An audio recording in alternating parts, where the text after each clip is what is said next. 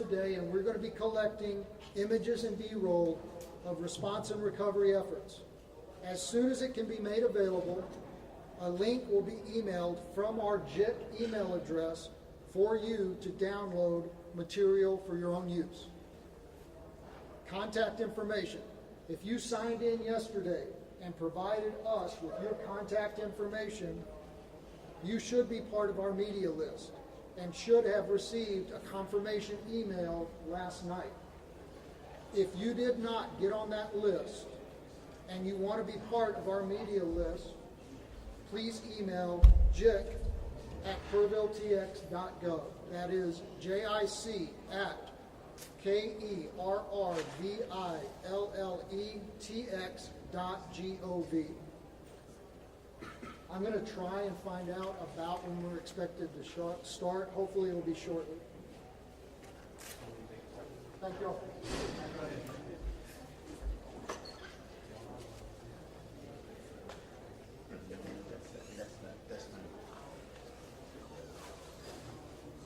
But it's not established yet.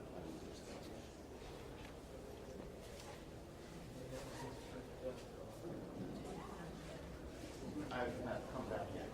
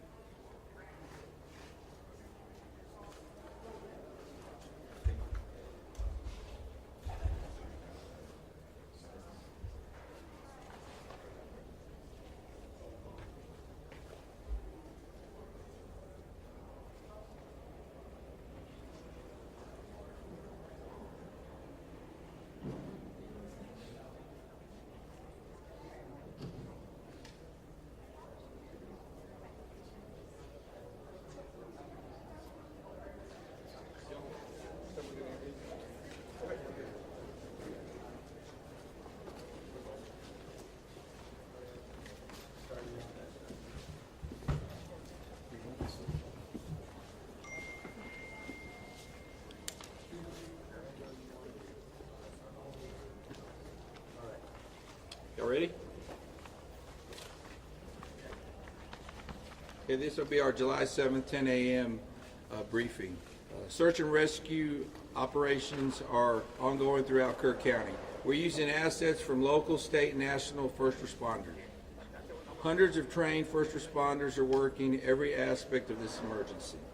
As of 8:30 this morning, we recovered 75 deceased bodies here in Kerr County, including 48 adults and 27 children. Of this 48 adults and 27 children, 15 adults and 9 children are pending identification. At present, there are 10 campers from Camp Mystic unaccounted for and 1 counselor. We continue to offer our condolences to those affected.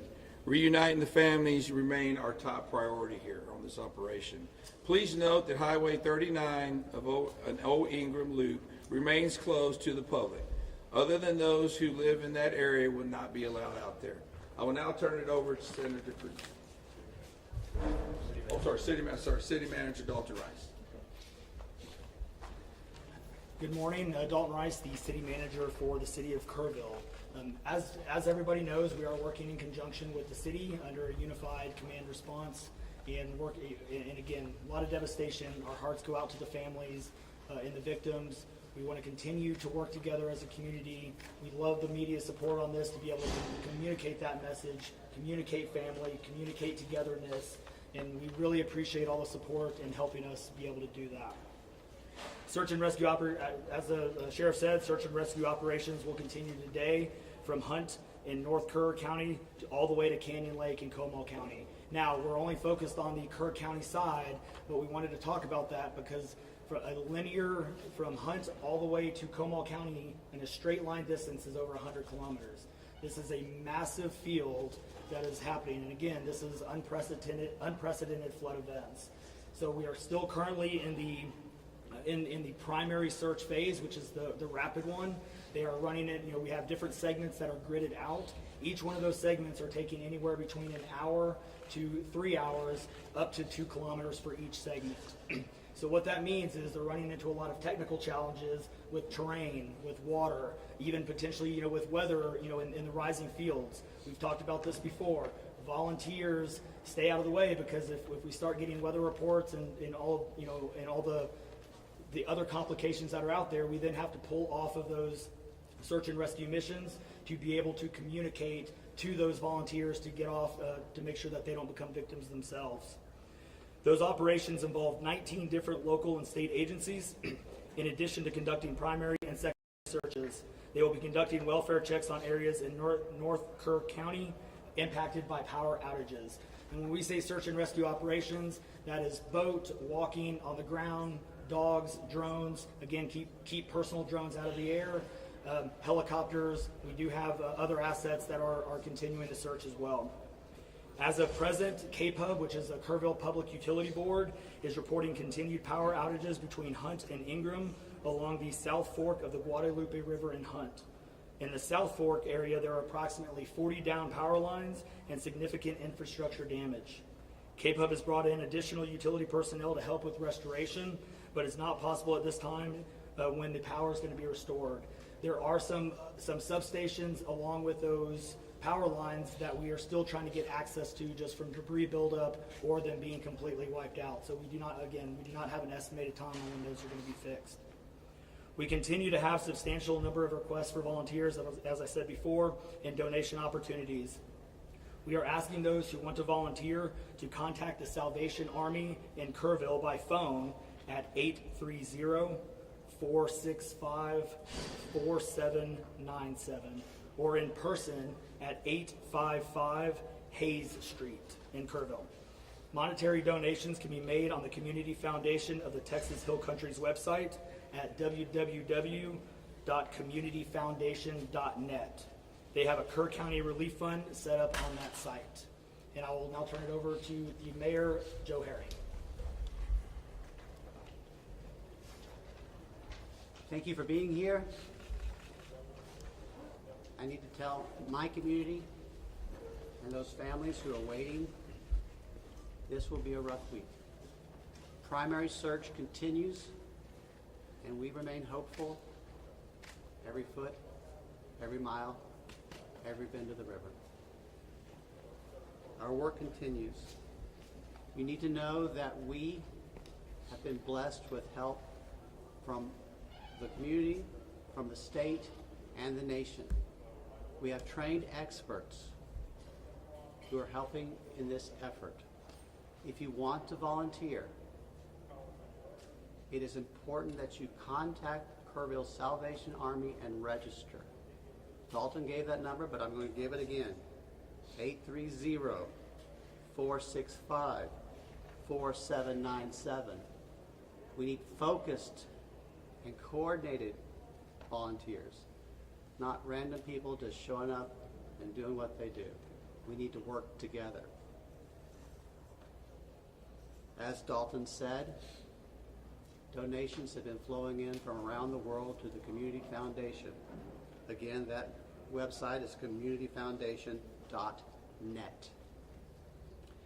Please follow the City of Kerrville's Facebook page for updates. They're accurate. We take a lot of time to make sure we send out information that will be helpful, not only to residents, but to those who are visiting. I've said this 100 times, and I will say it again. We need your prayers. We need your prayers. Thank you. And now, Senator Ted Cruz.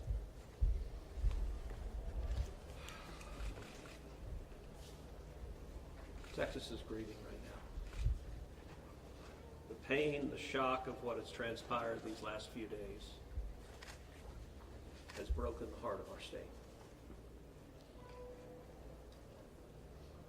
As of yesterday, the confirmed death toll was 82, and those numbers are continuing to go up.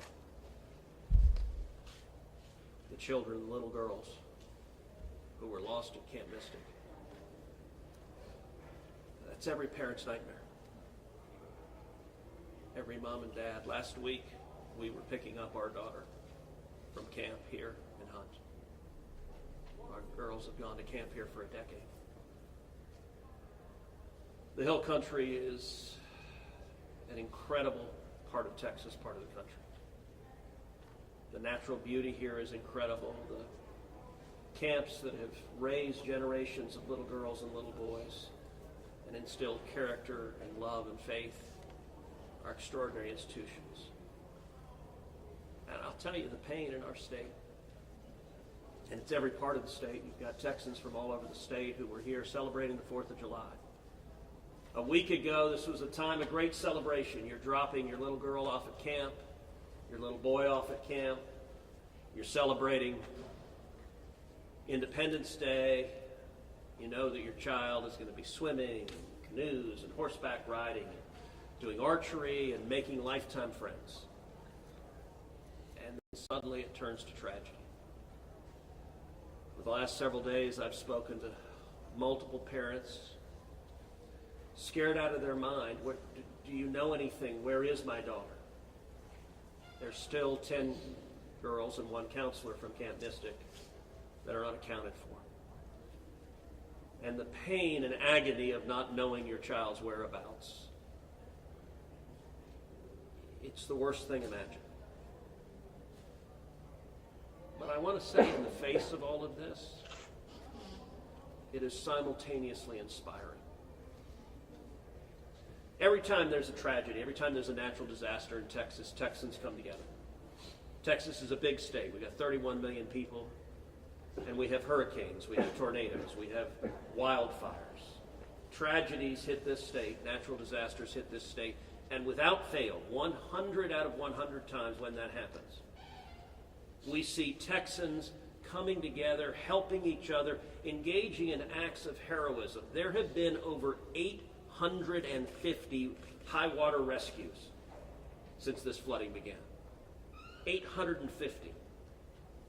You look at extraordinary stories of Eagle Scouts pulling campers out of harm's way. I was just hearing a story of one counselor whose head was right at the water holding up 2 mattresses with campers on those mattresses. That kind of courage, that kind of selflessness. And then there are the first responders. The local first responders, I want to thank every one of the first responders at the local level, at the city level, at the county level, at the state level, at the federal level. In the first few hours of this flood, I was on the phone with Governor Abbott. I was on the phone with Lieutenant Governor Dan Patrick. I was on the phone with Nim Kidd, the head of the Texas Department of Emergency Management. And then I called President Trump. I called President Trump. He was having dinner at the time. It was still early what was transpiring. And I wanted him to know, I said, Mr. President, everything we're hearing right now, this appears to be bad, really bad. There may be a very significant loss of life unfolding right now in Texas. And I will tell you, the President said, Ted, anything Texas needs, the answer is yes. Whatever assets you need, whatever resources you need, Yes, let us know, and we will provide everything. Within hours, we had helicopters, over a dozen helicopters in the air. National Guard, DPS, game wardens, Coast Guard, doing search and rescue, reaching down. We've all seen the videos of little girls being pulled up, hoisted out of harm's way. Incredible courage and heroism. Search and rescue is the first stage,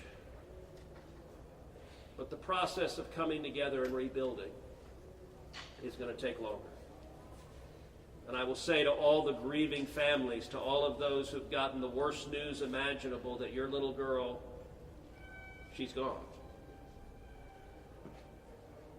I will say for many of us, those are friends and neighbors who've lost children.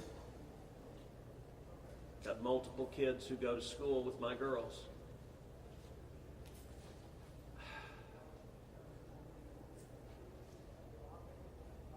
The mayor asked for prayers. And I want to say thank you to the millions of Texans, to the millions of Americans, to the millions of people all over the world right now who are praying for Texas and praying for those parents. Going through this grief, it is going to take love, it is going to take friends and family embracing and hugging and holding them while they weep. And it's going to take the church. With every disaster, one of the things we see here in Texas is the church steps up and the church helps and the church feeds and clothes and comforts. This morning I met with a group of chaplains who've been going through the incredibly difficult process of talking to mom and dad after mom and dad who just lost the most precious person they ever knew. And those chaplains are just trying to love them and show God's love. So I want to say we will come through this. To those in the midst of grief right now, that might seem hard to fathom. But Texas will come through this. And I just want to say thank you. I want to say thank you to these gentlemen here who are working. They are not sleeping. They are working every day. Thank you to the families. Thank you to the Salvation Army. Thank you to everyone who is just reaching out and saying, how can I help? We will come through this, and we'll come through this together. Thank you. And now we'll take questions. Senator, you talked about how no kids here and you're taking your own kids to camp. Was it ever communicated to you that there was a need, that it was a priority to have a warning system so people have a chance to escape something like this? Well, listen, I think anytime you're dealing with major rivers, there's a risk of flooding, and there's always been a risk of flooding, particularly on the Guadalupe River. I will say, in the wake of every tragedy, there are things that are predictable. One of the things that's predictable is that you see some people engaging in, I think, partisan games and trying to blame their political opponents for a natural disaster. And you see that with a hurricane, with a tornado, with a wildfire, with this flooding where people immediately say, well, the hurricane is Donald Trump's fault. You know, look, that I think most normal Americans know that's ridiculous. And I think this is not a time for partisan finger pointing and attacks. Now, after we come through search and rescue, after we come through the process of rebuilding, there will naturally be a period of retrospection where you look back and say, okay, what exactly transpired? What was the timeline?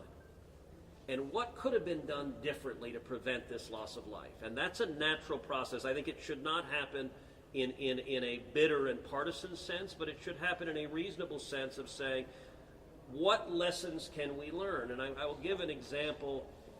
You know, Houston's my hometown. If you live on the Gulf Coast, we get hurricanes. That's part of living on the Gulf Coast as hurricanes hit. And I do think Texas as a whole has learned over time how to deal more effectively with hurricanes. And so you look here, we know the National Weather Service put out an emergency warning just after 1 a.m. and a second emergency warning just after 4 a.m.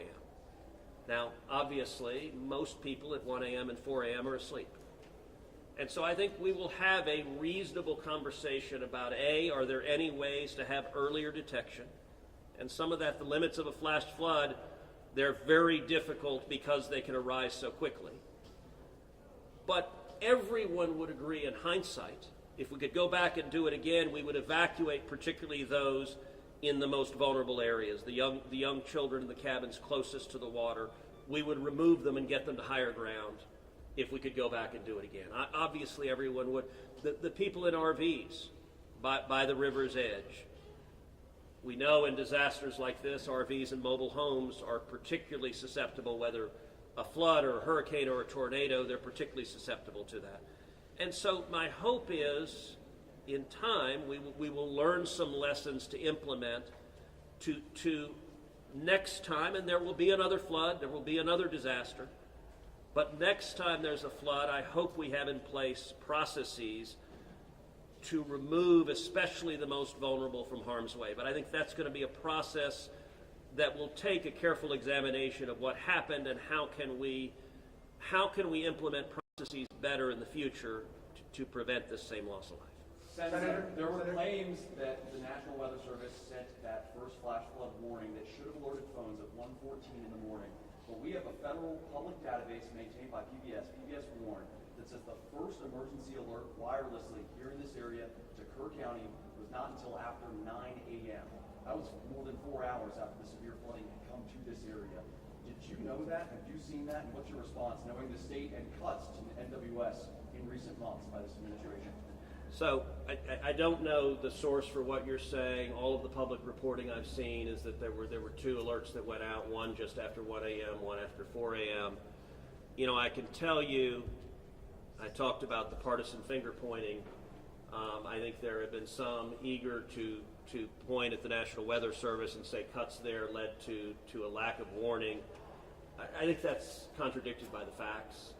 And if you look at the facts in particular, number one, that these warnings went out hours before the flood became a true emergency level. But number two, the National Weather Service here, New Braunfels is where they were headquartered. They had additional manpower. In fact, they had 3 additional people working that night, anticipating that it was going to be a very dangerous weather situation. I also think it's worth noting that the National Weather Service Union, which has been very critical of the Doge cuts, has publicly said that they don't believe that the reduction in staffing had any impact whatsoever on their ability to warn of this event. And so, look, I think it is reasonable over time to engage in a retrospective and say at every level what could have been done better, because all of us would want to prevent this horrific loss of life. But I think just immediately trying to use it for either side to attack their political opponents, I think that's cynical and not the right approach, particularly at a time when we're dealing with a crisis and we're dealing with grief. But it's just making question whether there should be cuts at the National Weather Service and FEMA. I know you've been supportive of FEMA. Look, I am very supportive of FEMA. I'm very supportive of the National Weather Service. They both perform essential roles, and I think it is critical at every federal agency, particularly when you're dealing with public safety, that we make sure that critical roles are maintained. That's a longer and broader discussion, but as I said, everything from the public evidence indicates that was not a contributing factor to what Is occurred. it possible to get Dalton in just to talk about that and the National Weather Service alert? Because there were escalating forecasts throughout the day from the National Weather Service.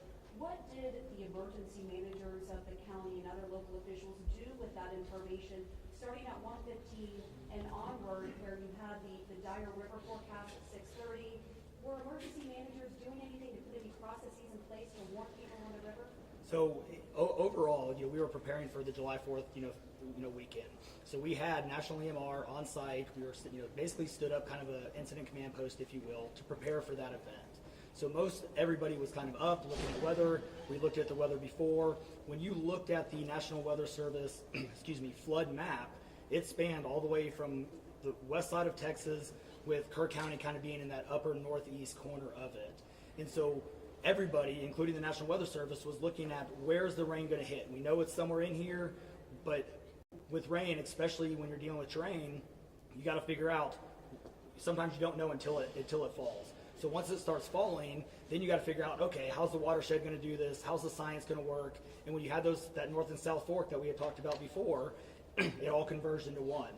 we do know that a lot of the camps were looking at this just as much as as everybody was. With the rainfall percentages, even the National Weather Service had looked at, and don't quote me on the numbers, but it's anywhere between 1 to 7 inches. We got significantly over that. And again, when it goes into very congregated areas and how that watershed shifts into the rivers, that impacts things. And so the camps, obviously, we've heard stories where campers were getting up. They were up at 3:30 in the morning. They were trying to move to higher ground. And the other interesting part of the terrain, and we've talked to UGRA folks as well. This is the headwaters of the Guadalupe. This is the beginning. This is where everything forms when it comes into the North and South Fork. And so as those things develop, it develops very rapidly, very quickly, and this rose very quickly in a very short amount of time. And so those campers that were able to do that, it worked. There's been the other question, and I'll just give this one out.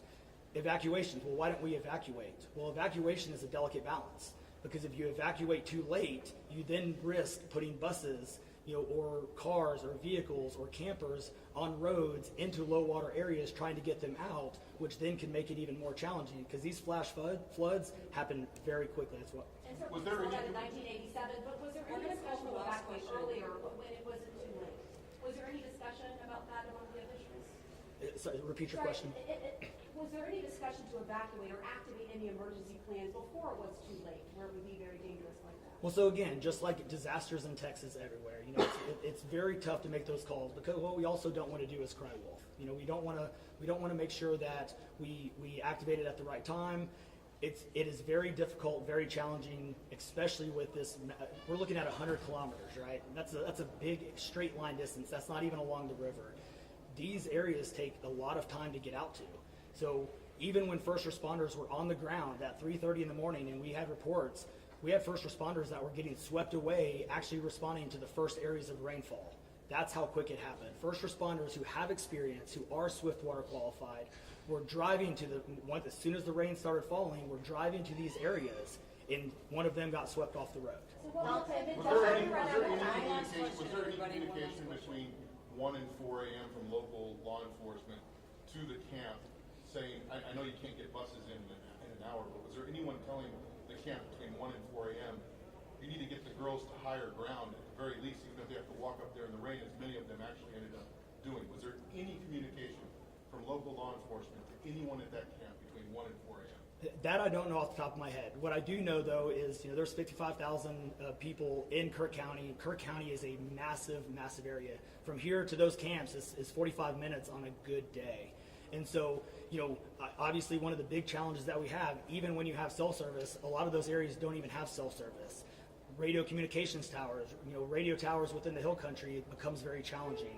So there's a lot of areas, especially when weather comes in, where cellular towers are down or you already have bad service. So there's a lot of factors that play and a lot of variables in there on communication that, again, I think as we work through this process, we know everybody has a lot of questions regarding what are the next steps and what's next. And I think all of these are all great questions. And as we continue search and rescue and as we continue to move to the next step, we definitely want to dive in and look at all of those things, from cell service tower to radio communications, or emergency alerting. Any of those things, I think we all really need to take a look at and review. And we're looking forward to doing that once we can get the search and rescue and stuff. In regards to the total number of, before I say anything else, I just want to say thank you to you, to all the first responders, to everyone involved. We've been praying. Thank you. We've been praying. The media's been praying. Thank you guys for doing that. I've got two questions. One for you, trying to get an accurate count on number of missing. I know you can't. I know we don't know we don't know what we don't know. Yes. But do we know a rough idea on total estimates that are still missing overall throughout the county? And then one other follow-up. This may be for Senator Cruz. A lot of speculations being made about this being somehow man involved with the weather modification, with some of the rainmaker technology, working with farmland. Do you think any of that, is there going to be any investigations into that, or can you communicate anything on that? Let me answer your first question. I'm definitely turning that second one over to him. So on the first question, with missing persons, so obviously we have the knowns, the can't miss it kids, which is the numbers coming down as the sheriff has stated, and then we have the unknowns. We don't know what we don't know. We actually have a 5 hotline line. It fluctuates between 3 and 5, but we're working on it. We get calls 24 hours, 7 days a week. We haven't hit the weeks yet, but we're still, taking in calls. We are collecting all that information. So we don't have a solid number that we're willing to talk about right now. We do know that it is a lot, because we also are getting a lot of fake calls.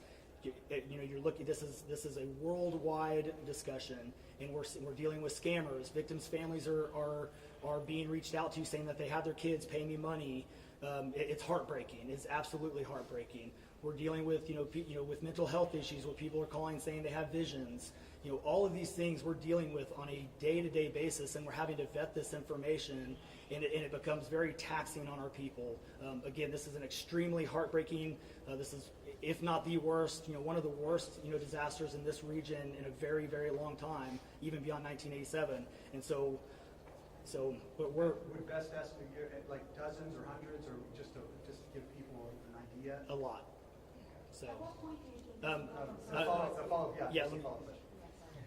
Yeah, And not to get into the weeds on, people are asking lots of questions, and where should we start the investigations after? to the best of my knowledge, there is zero evidence of anything related to anything like weather modification.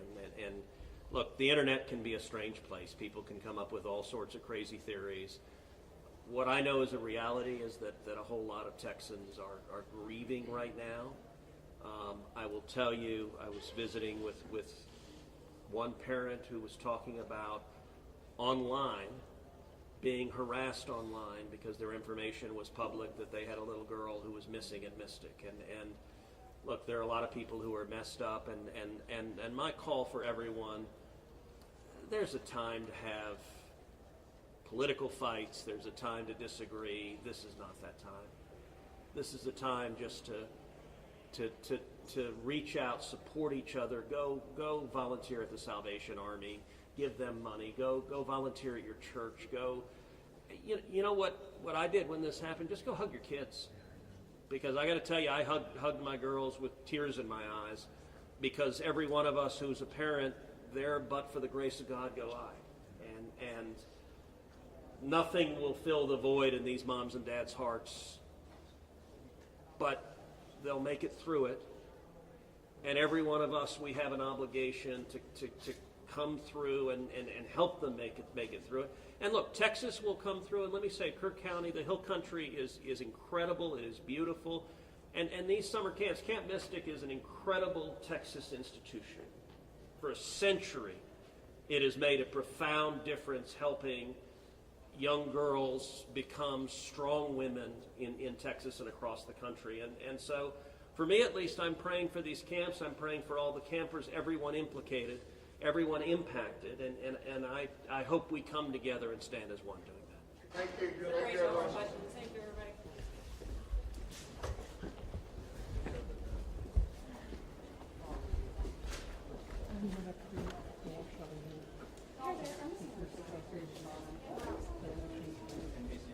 Hey, good morning, folks. If you were not here earlier, I put out some housekeeping notes. I want to repeat that. A couple of important things to note. Temporary flight restriction is still in effect. Flying drones will and they have interfered with search and rescue operations.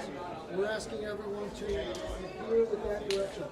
Hey, excuse me, can we either keep it down or shut the door? Can you start from the beginning? Sorry. You bet. TFR is still in effect. We can't have the media flying drones. They've interfered with our air operations, and it has to stop. It's our intent to set aside an hour each day to make some of our leadership available to y'all for one-on-one interviews. This is above and beyond these daily press conferences. These interviews will be 3 to 5 minutes in length, and they're going to be held between 1 and 2 p.m.